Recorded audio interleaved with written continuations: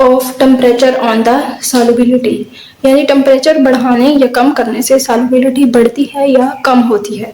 Solubility curve, ये चीज़ हमें पता चलेगी सॉल्युबिलिटी कर्व से।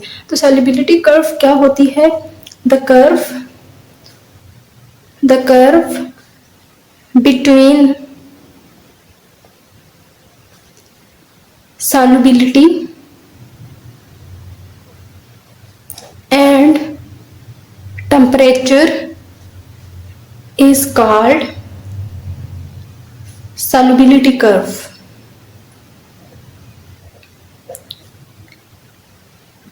यानी यहाँ पर हमने एक ग्राफ ड्रा करना है।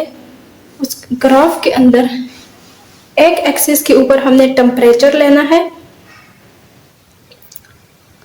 इन डिग्री सेल्सियस, और दूसरे एक्सिस के ऊपर हमने सॉल्युबिलिटी लेनी है।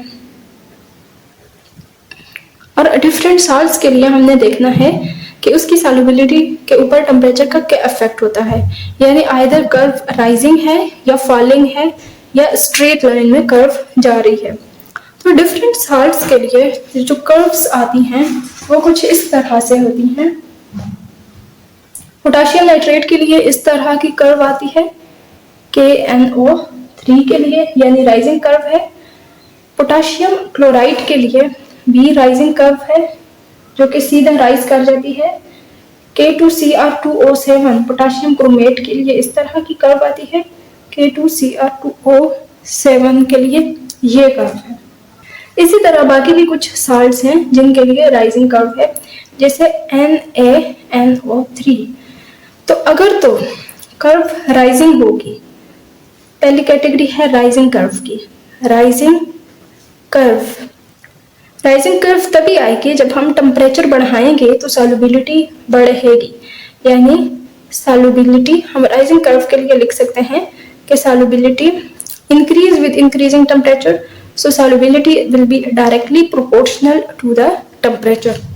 अब कुछ साल्ट्स जो होती हैं उनके लिए फॉलिंग कर्व आती है, जैसे cerium sulphate Ce2SO4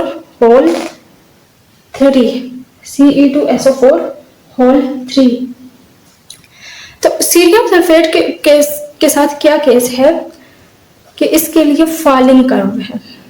falling curve का मतलब है कि solubility is inversely proportional to the temperature, यानी जैसे जैसे टेम्परेचर बढ़ाएंगे तो सॉल्युबिलिटी बढ़ती जाएगी। और ये बहुत कम चीज़ों के लिए इस तरह का रिलेशन है। अब एक और किस्म की साल्ट है जिसके लिए ये जो सॉल्युबिलिटी कर्व है ये बिल्कुल स्ट्रेट होती है, और वो किसके लिए होती है? NaCl के लिए। अब NaCl के केस में टेम्परेचर जो है वो सॉल्युबिलिटी के ऊपर इफेक्ट नहीं करता। तो हम कह सकते हैं कि फॉर NaCl स्ट्रेट लाइन आ रही है, जिसका मतलब है कि solubility is independent of temperature। Temperature बढ़ाने या कम करने से सोडियम क्लोराइड की सॉल्युबिलिटी के ऊपर इफेक्ट नहीं पड़ता। और यह तो हमारा कॉमन ऑब्जर्वेशन भी है कि अगर तो किसी सॉल्वेंट के अंदर साल्ट डाला जाए और अगर इसको हीट अप किया जाए तो वो साल्ट का डिसोल्यूशन बढ़ जाएगा, यानी उसकी डिसॉल्व करने की पावर जो है वो ज़्यादा हो जाएगी। जैसे गर्म पानी के अंदर चीनी जल्दी हल होती है, जबकि ठंडे पानी के अंदर चीनी जल्दी हल नहीं होती। इसी तरह ये तो था जो मोस्ट कॉमन ऑब्जर्वेशन, ज़्यादातर साल्ट्स के लिए ये होता है, यानी solubility is directly proportional to the temperature. कुछ साल्ट्स जो होती हैं उनका टेम्परेचर बढ़ाने पे उनकी सॉल्युबिलिटी कम हो जाती है, यानी उनका हीट ऑफ सॉल्यूशन जो है वो नेगेटिव है। अगर इधर आपको दिखाऊं तो इसके अंदर सॉल्वेंट है, अगर साल्ट डालें तो ये सॉल्यूशन बन जाएगा। अगर तो इसका हीट ऑफ द सॉल्यूशन यानी सॉल्यूशन बनने का अमल जो है वो क्या है, एंडोथर्मिक है। एंडोथर्मिक यानी वो हीट बाहर से ले रहा है, यानी heat of solution del H of the solution इसकी क्या होगी, पॉजिटिव। तो इस केस में टेम्परेचर बढ़ाने पे सॉल्युबिलिटी बढ़ेगी। ये तो फर्स्ट वाला केस था जब राइजिंग कर्व हमारे पास ऑब्टेन हुई थी।